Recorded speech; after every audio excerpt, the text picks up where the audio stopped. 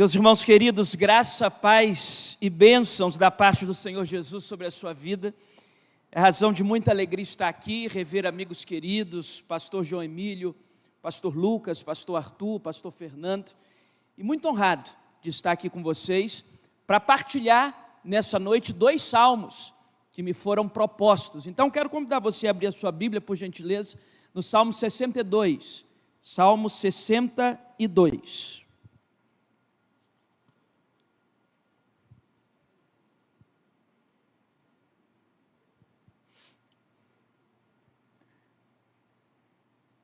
Salmo 62.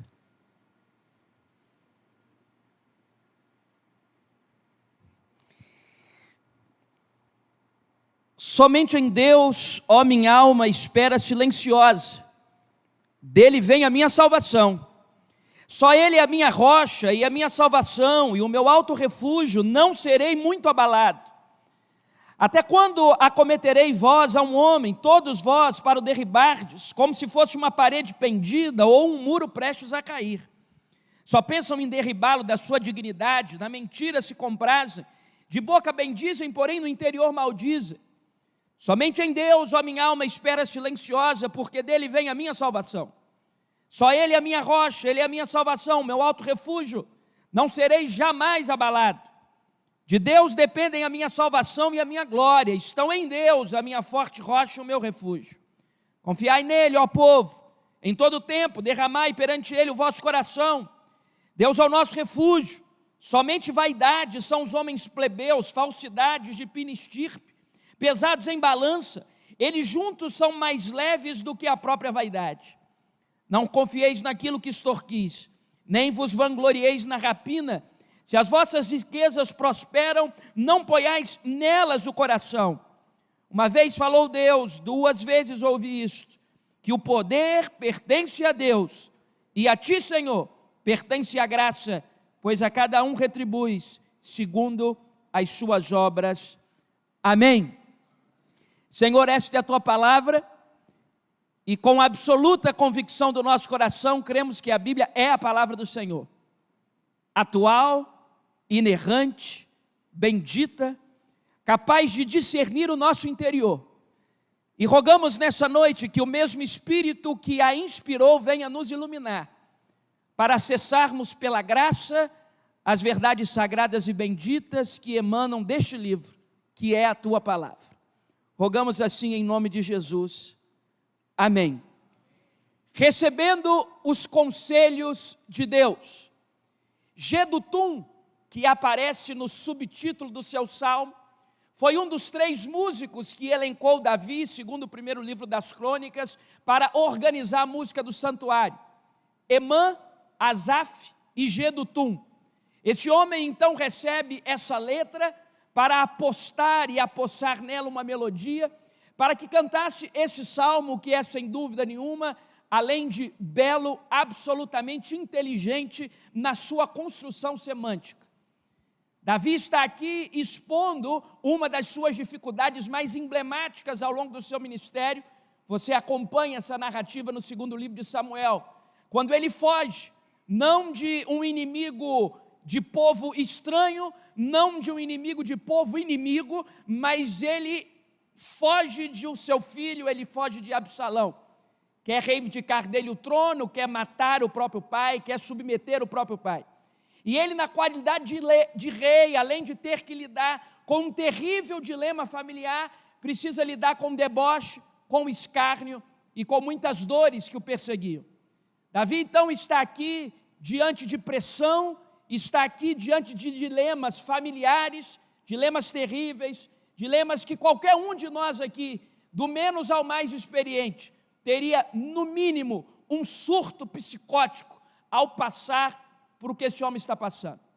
E no Salmo 62, ele recebe então, conforme nos propõe essa conferência, ele recebe os conselhos de Deus. Há uma divisão clássica desse salmo que eu quero partilhar. A divisão clássica desse salmo é que Deus promove, entre os versos 1 a 4, salvação, entre os versos 5 e 8, encorajamento, entre os versos 9 e 12, recompensa. Salvação, encorajamento e recompensa. São os conselhos, são as dádivas, são os princípios, são os elementos que Davi recebe de Deus e preceitua nesse salmo. Mas eu não queria nessa noite abordar essa divisão técnica, essa divisão que é quase unânime entre os principais comentaristas que baseiam, por exemplo, esse seminário e também a minha vida, a vida dos meus colegas pastores, na qualidade de pregadores.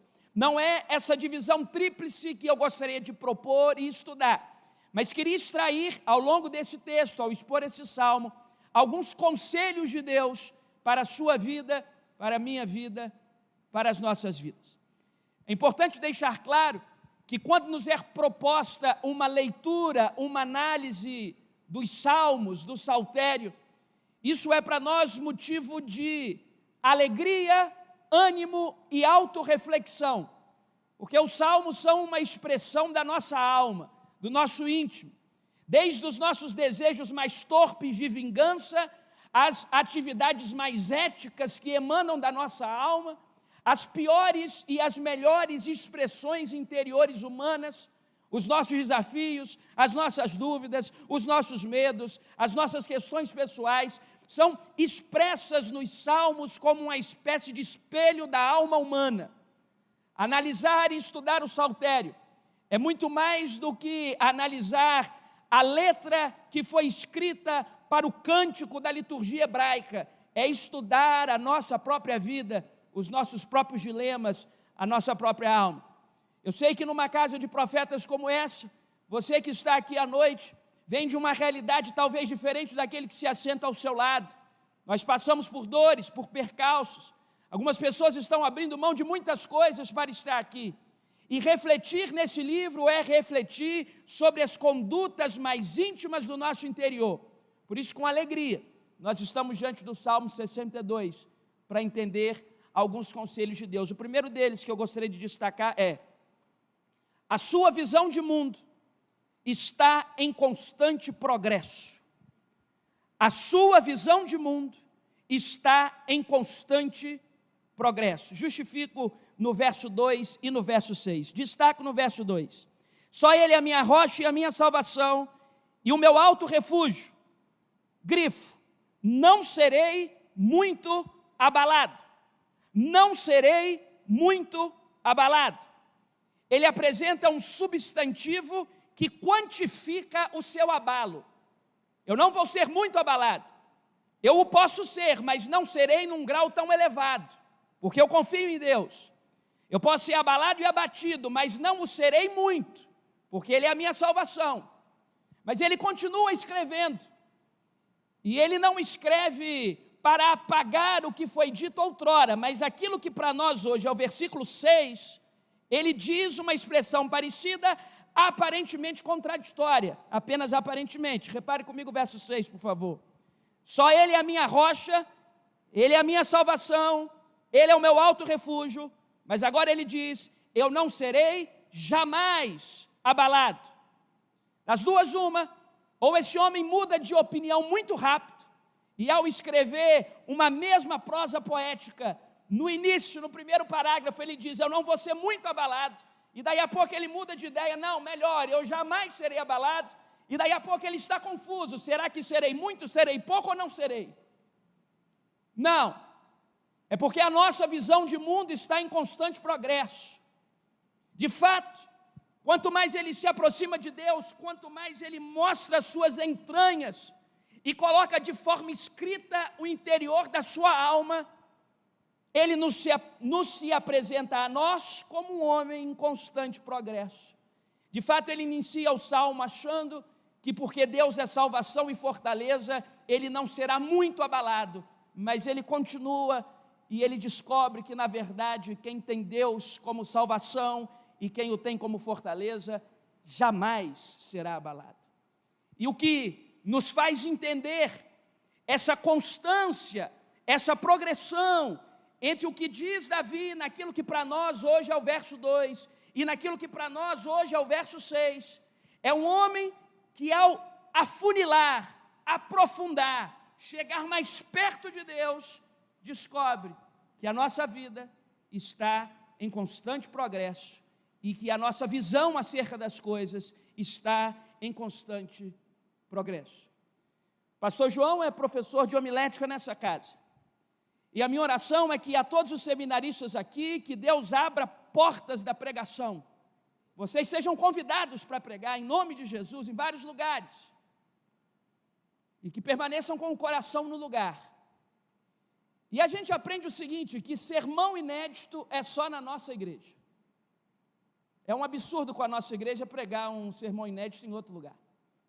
Você vai receber muitos convites e você vai ter aqueles sermões caprichados. Alguém já disse que o sermão só fica bom depois de apregoado pelo menos 20 vezes. Ele começa a ficar mais ou menos. Eu estou dizendo isso porque no início do ministério em Guarapari eu passei 3 anos e meio, pastor Hanson, estudando com a igreja os 150 salmos. Eu expus salmo por salmo, verso por verso, durante 3 anos e meio. Nós ficamos 3 meses no Salmo 119. E quando eu recebi do pastor Lucas, pastor Arthur, o tema, eu disse, está fácil, eu não preciso preparar, eu tenho no meu arquivo uma exposição do Salmo 62 e uma exposição do Salmo 51. E eu fui até o meu arquivo antes de vir para cá, para preparar para mais uma pregação, com conteúdo que já foi fruto de estudo e de reflexão. Porém eu percebi, anos depois, que a palavra de Deus continuou a mesma, ela não muda, mas que eu mudei. Já errei muito de lá para cá, e porque já errei muito, já aprendi bastante, e porque errei muito, inconsequente aprendi bastante, inconsequente amadureci, e porque amadureci, mais percebi que só estou arranhando a superfície, e porque muito errei, e portanto aprendi, e portanto amadureci, e portanto tomei consciência da minha pequenez, aquilo que o Espírito me iluminou àquele tempo, é diferente do que eu passo para vocês hoje. A palavra é a mesma, o pregador evolui, a sua vida e a sua visão de mundo é uma constante progressão. Precisamos manter o nosso coração ensinável, para a semelhança de Davi, não ter medo em uma mesma construção sintática, em uma mesma exposição textual, dizer, Deus não permitirá que eu seja muito abalado, e daqui a pouco entender, não, Ele jamais permitirá que eu seja abalado. A sua vida, a sua visão de mundo, está em constante progressão. Segundo princípio, segundo conselho que eu quero elaborar com vocês é, priorize as expectativas dos céus. Priorize as expectativas dos céus. Repare comigo o contraste entre os versos 3 e 4 e o verso 5. Os versos 3 e 4 é a opinião horizontalizada, a opinião dos homens, a opinião dos pares, a opinião dos iguais, a opinião dos seres da terra acerca desse homem, na sua angústia, na sua demanda, na sua dor, na sua perseguição implacável. Versos 3 e 4. Até quando acometereis vós a um homem, isto é, a mim, todos vós para o derribardes, como se fosse uma parede pendida, ou um muro prestes a cair. Só pensam em derribá-lo da sua dignidade, na mentira se comprazem, de boca mendizem, porém no interior maldizem. Esses são os ataques e a difamação pelos quais passa o nosso autor. A vida dele não é fácil, tem um alvo nas costas dele. Quanto maior a projeção, mais evidente se revela o alvo nas costas humanas. E esse homem agora é difamado, horizontalmente, por aqueles que passam por ele, por aqueles que viram a vergonha, por aqueles que dizem, que rei é esse? O rei que foge do filho, o rei que o filho quer matar, o rei que não governou bem a sua casa. Pois bem, mas há um contraste aqui, porque tão logo ele expõe a sua saga, tão logo ele revela para nós a sua saga, a sua corrida em desfavor de si mesmo pela opinião dos outros, há um contraste claro no verso 5. Não mais a expectativa dos homens sobre ele, não mais as opiniões humanas e horizontais sobre ele, mas o argumento vertical, aquilo que vem de cima. Ele diz no verso 5, somente em Deus, ó minha alma, espera silenciosa, porque dele vem a minha salvação. O contraste é evidente. Então, logo, ele nos mostra o suor que ele passa, a dor que ele passa, a demanda que ele passa, a perplexidade que ele passa, pelo que dizem sobre ele, pelo que apontam a ele, pelo que reputam a ele. Agora ele diz, mas há uma outra opinião em jogo, há uma outra linha de pensamento em jogo, é o que o Deus da minha salvação acha sobre mim, e nisso a minha alma espera em silêncio. Qual é o conselho? Priorize as expectativas dos céus, porque nós somos ávidos pela expectativa humana, e nos esquecemos que há uma expectativa eterna e não provisória, infinita e não temporal sobre nós. Eu disse uma coisa lá na igreja, pastor Fernando, porque uma ovelha disse assim, pastor, fulano está falando mal de você. Eu pensei que era comigo, só fulano? Um monte. Mas o intuito do meu coração foi dizer o seguinte, olha, eu não sei o que estão dizendo, mas eu posso afirmar uma coisa, eu sou pior. Não sei a natureza do que estão dizendo, mas eu sei de uma coisa, eu sou muito pior. Porque não importa o que digam, o comentário que teçam, foi por conta do meu pecado que um homem totalmente puro, que não conheceu a maldade, foi apregoado num madeiro, traspassado no seu lado, cuspido no seu rosto, ferido na sua dignidade, sem ter culpa alguma, mas a culpa era minha. Eu não sei o que eu estou dizendo, eu sou pior, muito pior. Eu aprendi uma coisa, que se a expectativa humana fere você, e há alguém em campanha difamatória, há alguém com opiniões ácidas, duas coisas você deve ter em mente. Primeiro, falaram mal de mim, opção número 1, não é verdade. Então não se preocupe, não é verdade. Opção número 2, falaram mal de mim, mas é verdade. Então não se preocupe, é verdade. Uma razão para preocupação. Se não é verdade, não se preocupe. Se é verdade, não se preocupe, porque às vezes é verdade. Quando eu assumi o ministério lá em Guarapari, um pastor ancião foi me aconselhar, eu tinha 23 anos, quero encorajar você, jovem pastor, a não ter medo do desafio do ministério. Em alguma idade você tem que começar. E eu, ainda hoje, mas naquele tempo muito mais inexperiente, um pastor ancião me procurou e me ensinou a fazer 3 orações por crentes complicados. Meu filho, disse ele a mim, se algum crente começar a te perturbar, tem 3 orações possíveis. Primeira, Senhor, move esse coração. Move. Segunda, não moveu, Senhor, remove. Tem tanta igreja nessa cidade. E se o move não resolveu, e o remove não resolveu, meu filho, ore a Deus, promove. Promove. Promove. Aquilo ficou no meu coração. Lá se passaram mais de meia década, e eu nunca tive coragem de fazer essa oração, porque eu já me vi em espírito reflexivo várias vezes, ajoelhado na minha cama e orando a Deus assim, Senhor, remova o problema dessa igreja, e eu sumi,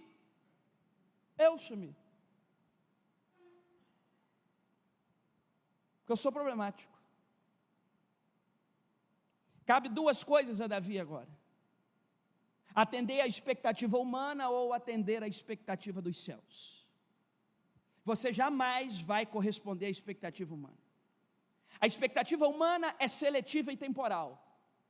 Seletiva porque nós escolhemos os nossos afetos e desafetos. Temporal porque até a nossa misericórdia tem prazo.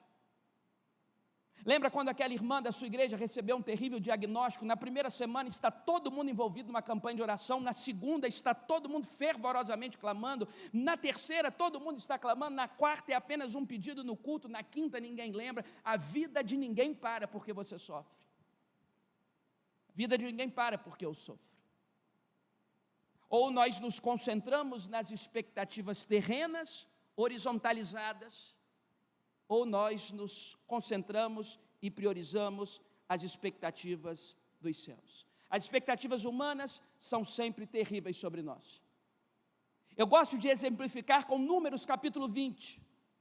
Os primeiros 2 versos dão nota do sepultamento de Miriam. Miriam morre. Ela é enterrada no verso 2 e no verso 3 começa uma campanha de críticas contra Moisés e Arão, sobretudo contra Moisés. Não respeitaram o luto de Moisés. Ele acabou de enterrar aquela que fez parte do plano de Deus para salvar a vida dele. Ele acabou de enterrar a sua irmã querida. E ele bota o pé para fora do ambiente fúnebre, ele é criticado porque o povo não tem água. Ele é injustiçado, a ingratidão bate o coração dele. E ele se perde. Porque muitas vezes nós priorizamos as expectativas humanas, mas o conselho de Deus, baseado nesse salmo, é: priorize as expectativas do céu. Terceiro, quero anunciar para vocês o seguinte: o silêncio alivia precipitações. Terceiro conselho: o silêncio alivia precipitações. Tanto no verso 1 quanto no verso 5 aparece a expressão da ausência do som. Repare comigo, por favor. Somente em Deus, ó minha alma, espera silenciosa. Versículo 5. Somente em Deus, ó minha alma, espera silenciosa. Precisamos entender o que esse homem tem que o habilita a encontrar um ambiente de solitude no meio do caos. O que tem de diferencial na alma desse homem, no temperamento desse homem, na forma como esse homem encara a vida, administra a própria espiritualidade, que o permite silenciar-se diante do caos, diante da perseguição, diante da disfunção familiar. Eu fui o primeiro da minha casa a entregar a vida a Jesus, e eu me lembro que os meus primeiros anos da igreja eu ficava olhando a família dos outros, porque meu pai não era crente, minha mãe não era crente, sequer eram casados, meu pai tetraplégico, minha família falida, avós, bisavós dados a macumba, e eu ficava olhando a alegria dos meus amigos chegando na igreja com o pai e a mãe, e sentando do lado. Algumas disfunções familiares fazem parte da formatação de quem somos. O que esse homem está vivendo é uma terrível disfunção familiar. Quem quer matá-lo não é um credor, é o filho. Mas ele consegue encontrar um ambiente de silêncio na alma. E esse silêncio vai aliviando as precipitações. Por quê? Porque a precipitação, ela é a mãe de muitos males. Não estamos diante de um Davi precipitado nas suas conclusões. Por que não? Porque aprendeu a silenciar a própria alma. A assertiva é: o silêncio alivia as precipitações. Acerca da precipitação, eu gosto, pastor João, da narrativa final do Evangelho segundo João, quando ele lança a luz sobre a vida de Maria Madalena. Ela se aproxima do sepulcro, o sepulcro está vazio, olhos cheios de lágrimas, ela chega a uma primeira conclusão: roubaram o corpo. Aquele jazigo fora doado por José de Arimateia, um homem rico, e os ricos daquele tempo, primeiro, tinham sepulcros familiares incrustados na rocha. Segundo, eles eram de frente a jardins. Então aquela mulher vê um grande jardim, vê um homem ao longe, e ela chega a uma segunda conclusão: é um jardineiro. E ela se aproxima do suposto jardineiro, e ela chega a uma terceira conclusão: jardineiro, você está envolvido com o extravio do cadáver? Para onde é que levaram o corpo? Você não vai dar conta do corpo. A precipitação é a mãe de muitos males. Olhos embaçados pela dor e pelas lágrimas são péssimos conselheiros. E aquela mulher precipitada, não conseguindo se silenciar, e quem não consegue silenciar a própria alma, vai chegando a uma conclusão atrás da outra, se aproxima do suposto jardineiro, exorta o suposto jardineiro, mas ouve o jardineiro falar. E quando o jardineiro pronuncia Maria, a mesma voz que dela expulsar os demônios, ela percebe que não é um jardineiro, é o próprio Cristo ressurreto. Olhos embaçados pelas lágrimas, mas audição perfeita. O que me faz lembrar Larry Crabb, no livro Silêncio de Adão, disse ele: na escuridão dos olhos nós nada vemos, mas tudo ouvimos. Na escuridão dos olhos nós nada vemos, mas tudo ouvimos. olhos embaçados, visão turva, audição perfeita. Não reconhece Jesus ao ver, mas reconhece ao ouvir. E ela percebe, primeiro, não roubaram o corpo. Segundo, não é um jardineiro. Terceiro, é o próprio Cristo ressurreto. A precipitação nos leva a decisões absolutamente equivocadas. Nas minhas primeiras férias na igreja local, eu fui à porta despedir a congregação, e uma irmã muito amável, muito querida, se aproximou de mim na fila e disse: pastor, que bom que o senhor vai tirar férias, tem uma coisa terrível acontecendo debaixo dos seus olhos, o senhor não se dá conta, mas eu vou respeitar o seu período de descanso, quando o senhor voltar a gente conversa. Abençoadíssimo, uma ovelha do coração, do Satanás. A precipitação é a mãe de muitos males. A precipitação pode arruinar a sua vida, o seu sonho, o seu ministério. Esse homem silencia a própria alma para ouvir as conclusões infalíveis de Deus. E a sentença que ele nos ensina é: o silêncio alivia as precipitações. Quarto e último conselho de Deus que eu identifico nas palavras do salmista: há contrastes nos investimentos da vida. Existem contrastes nos investimentos da vida. Tradicionalmente, caminho para concluir de onde comecei. Esse salmo é dividido em 3 sessões, de 1 a 4, de 5 a 8, de 9 a 12. Salvação, encorajamento e recompensa. Mas trazendo à luz aquilo que nos é proposto sobre os conselhos de Deus, eu lhes proponho que a sua visão de mundo está em constante progresso. Priorize as expectativas dos céus. O silêncio alivia precipitações. Quarto e por fim, há contrastes nos investimentos da vida. Dos versos de 9 a 12, nós percebemos mais uma vez um claro contraste. Parece que Davi gosta dessa figura de explicação, dessa figura de transmissão de conhecimento, dessa figura comunicativa, de fazer contrastes. Assim são os ímpios, assim são os que não são da impiedade. Assim se portava a minha alma, assim passou a se portar a minha alma. Ele faz contraste sobre em que tipo de coisa as pessoas investem. E o primeiro tipo de investimento está nos versos 9 e 10. Reparem comigo, são os investimentos materiais. Somente vaidade são os homens plebeus, falsidades de fina estirpe. Pesados em balança, eles juntos são mais leves do que a vaidade. Não confieis naquilo que extorquis, nem vos vanglorieis na rapina.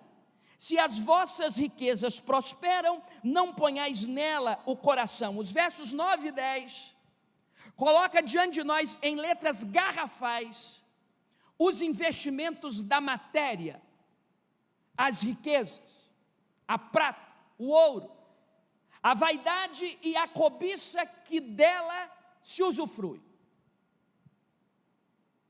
É a parte da vida que está obcecada pelo sucesso. Eu tenho uma notícia para te dar. Se a sua vida for uma constância ininterrupta de sucesso, a única coisa que você vai atrair dos outros é a inveja. Sua vida precisa de fracassos, de momentos maus, que não te abalam, mas te amadurecem. Esses 2 versos tratam daqueles que vivem com o coração na riqueza, aqueles que estabelecem uma figura de vaidade por conta das suas conquistas materiais. É a mesma conclusão, por exemplo, de Salomão, cuja teologia bíblica atribui a escrita de 3 livros, cada um delimitado de uma fase distinta da sua vida. Cantares, a sua mocidade; Provérbios, a sua maturidade; Eclesiastes, a sua senilidade. E o que é Eclesiastes? Eu gosto do intérprete bíblico que diz que é uma espécie de mapa do que não fazer.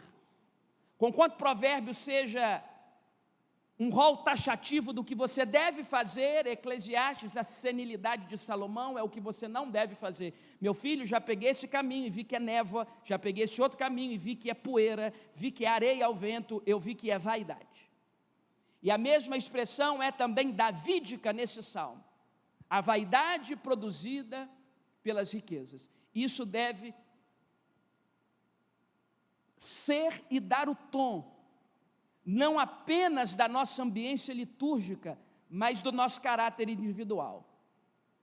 Na vivência da comunidade, a vaidade e o investimento em riqueza pode gerar um culto à performance,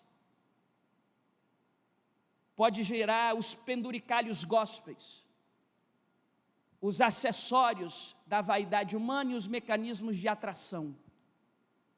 No âmbito pessoal, pode nos transformar em gente que não prega por amor à alma perdida, mas que prega por amor a si mesmo. É uma linha muito tênue.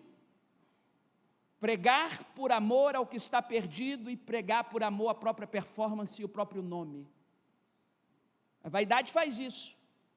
Muda o foco do caráter interior e muda o foco do ambiente comunitário. Eu tive, há alguns anos, uma experiência extraordinária. Fui convidado a pregar no norte do país, lá no interior do norte. E fui pregar numa igreja que me convidou, uma igreja organizada e tal. E ao final me perguntaram se eu podia ir numa outra igreja, que o culto era um pouco depois, e eu disse, posso ir, eu fui. Cheguei lá, pastor Fernando, era uma garagem suja, sem janela, quente. Não tinha equipe de louvor, era um playback arranhado. 2 microfones com fio com as cápsulas todas enferrujadas. As 2 irmãs que cantavam, eu não entendo de música, mas notoriamente desafinadas. O irmão que me apresentou não dominava bem a língua portuguesa, pelo jeito que se expressava, possivelmente analfabeto. E eu me lembro quando eu abri as escrituras para expor, eu fui tomado de uma sensação muito misteriosa. Algo começou a queimar e houve um quebrantamento pessoal que eu não conseguia começar a falar, porque eu chorava. A última vez que eu chorara fora na maternidade. E comecei a chorar ali, copiosamente. Tamanha era a presença e o poder de Deus naquela garagem.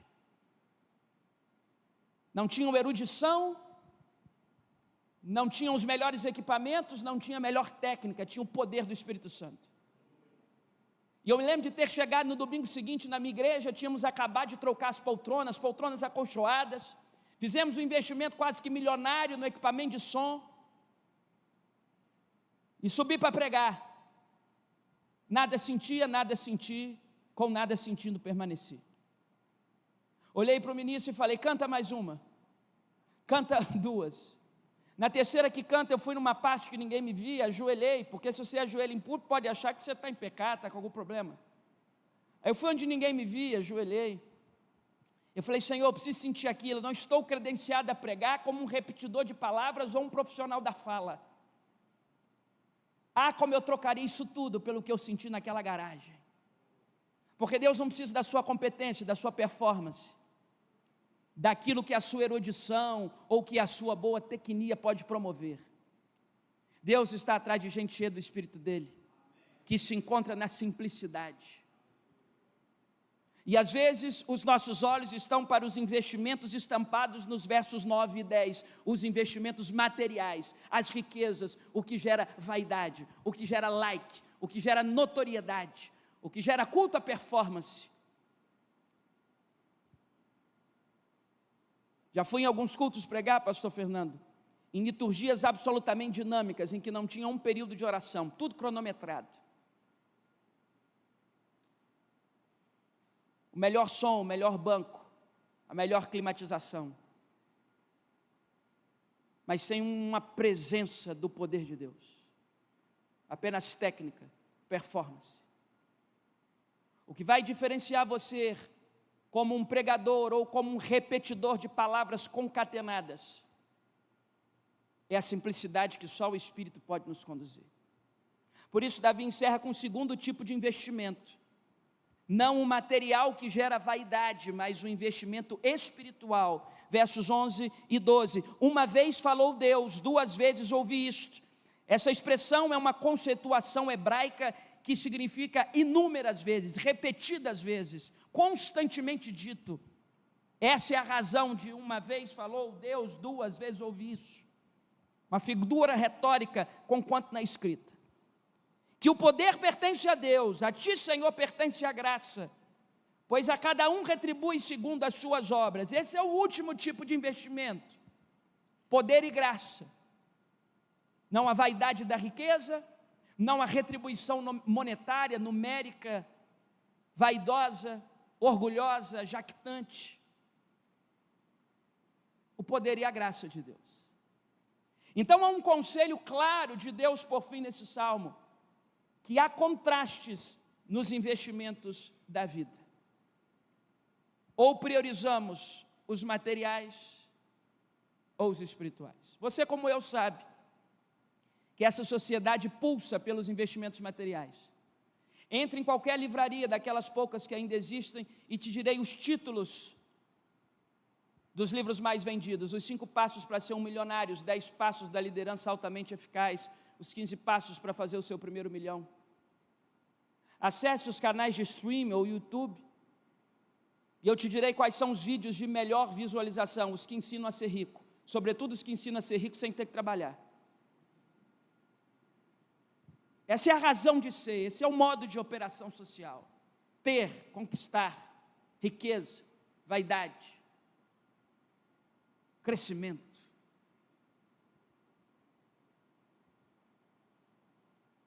Mas eu gostaria muito de ver por aí estampado os passos de uma vida piedosa.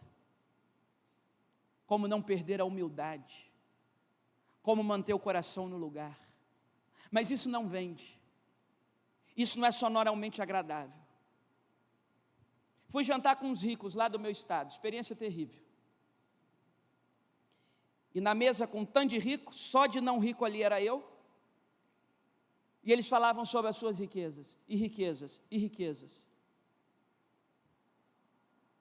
E o investimento na bolsa. E o quanto deixam gastar a vida e a prioridade do tempo em favor daquilo que o metal pode comprar. E lá pelas tantas, já agoniado com aquela conversa, eu disse: eu também estou investindo na bolsa. Tinha sido aniversário de Ana Paula, minha esposa, e ela encomendou pela internet 2 bolsas, salvo engano, Arezzo, na promoção. E me perguntaram: qual bolsa? Eu disse: Arezzo. Estou investindo. Mas Arezzo abriu o capital? Eu falei: se abriu eu não sei, levou o meu todinho. E os ricos não satisfeitos em promover a própria riqueza, a própria a capacidade de se autoelogiar, de se auto-vangloriar. Eu falei: eu vou pegar esses ricos, porque eu também não sou qualquer um, pensei eu. Olhei para os ricos e chamei a atenção dos ricos, porque eu disse algo que é verdade, não se espante. Eu disse a eles, na época eu tinha, sei lá, uns 24 anos, eu disse: eu e minha esposa temos a mesma idade, 24 anos, mas nós já organizamos a nossa vida financeira de tal forma que se eu e ela quisermos parar de trabalhar hoje, nós já temos dinheiro acumulado para viver a nossa vida, o resto dela, com o mesmo padrão. Aí eu chamei a atenção dos ricos, porque eles olharam para mim e falaram: mas vocês são muito jovens. Eu falei: é verdade, eu sou pastor, não vou mentir. Se eu e minha esposa quisermos, no alto da nossa juventude, parar de produzir 1 centavo hoje, nós já conseguimos acumular, porque somos precavidos, um montante suficiente para viver o resto da nossa vida, sem ter que trabalhar mais, sem ter que laborar mais, sem ter que empreender nenhum esforço, já está tudo juntado. Aí eu chamei a atenção dos ricos, porque o que chama a atenção de uma pessoa que tem como sucesso parâmetro é reparar o aparente sucesso superlativo do outro. E eles me perguntaram: como é possível nessa pouca idade vocês já terem, vocês são filhos de rico? Eu disse: não, sou filho de pobre. Como isso é possível? Na tenra idade já ter juntado dinheiro para viver o resto da vida sem produzir nada e sem diminuir o padrão. Eu disse: sem diminuir o padrão, qual é o segredo? Eu disse: o segredo é morrer na próxima sexta-feira. Morrendo na próxima sexta-feira, eu já tenho tudo esquematizado para não ter que baixar o padrão e viver o resto da minha vida tranquilo com a minha esposa em pastos verdejantes. Eu estou te contando isso para que você não esqueça que há um conselho de Deus imperando sobre a sua vida e a minha. Busque em primeiro lugar o reino dele, e numa vida de contrastes de investimento, invista na espiritualidade, e o material será uma consequência, porque o meu Deus, segundo a sua riqueza em glória, há de suprir todas as vossas necessidades em Cristo Jesus. Salmo 62 se apresenta para nós como conselho de Deus. A sua visão de mundo está em constante progressão. Priorize as expectativas do céu. O silêncio alivia as precipitações e há contrastes no investimento da vida. Eu quero encorajar você a estabelecer com Deus a autoria da sua vocação e rogar que Ele te possibilite experimentar as melhores coisas deste mundo sem perder o próprio coração, e rogar que as janelas dos céus sejam abertas sobre cada um de vocês, e que muitas possibilidades sejam colocadas diante de vocês, que quando o fracasso vier, se lembrem, jamais serão abalados, e que o sentimento de fracasso faz parte de uma grande agenda de Deus para preservar o seu coração, e que aqui estão reunidas as palavras de um homem, que a Bíblia Sagrada não esconde sequer os seus erros, as suas desventuras. São as palavras de um homem que entendeu que a vida só faz sentido quando nós entendemos que aquele que nos chama é aquele que nos banca, e aquele que nos banca é aquele que nos protege, e aquele que nos protege é aquele que nos amadurece, e aquele que nos amadurece é aquele que nos ensina a nossa pequenez, e aquele que nos ensina a nossa pequenez nos demonstra de forma cabal o que nas mãos de um Deus grande Ele é capaz de fazer com gente pequena, como eu e como você. Que Deus te abençoe. Amém.